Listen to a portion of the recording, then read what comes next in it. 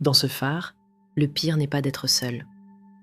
C'est de comprendre que quelque chose monte avec toi. À Calais, il existe un phare où certains visiteurs ont juré avoir entendu quelqu'un monter derrière eux, alors qu'ils étaient seuls. Le phare est là depuis 1848 et est situé en pleine ville. Et c'est peut-être ça, le plus dérangeant.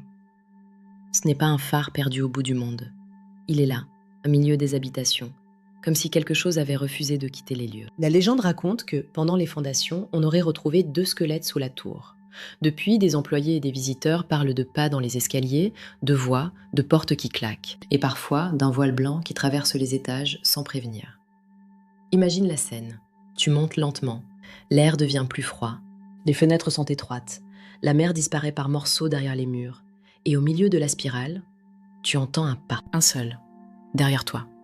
Tu t'arrêtes. Le bruit s'arrête aussi. Tu repars, il reprend. Même rythme, même distance, comme si quelque chose calquait chacun de tes mouvements. Et plus tu montes, plus une idée te vient. Dans un escalier pareil, si quelqu'un est derrière toi, tu ne peux pas le contourner. Certains ont parlé d'ombre et d'un parfum sans raison dans un phare vide. Mais le pire viendrait tout en haut. Parce qu'au dernier palier, certains disent avoir compris une chose trop tard. Les pas ne montaient pas, ils descendaient vers eux. Et dans un escalier en colimaçon, quand quelque chose descend vers toi, il n'y a nulle part où fuir. Le phare de Calais éclaire les marins depuis des générations. Mais certains disent qu'il garde aussi ses morts. Et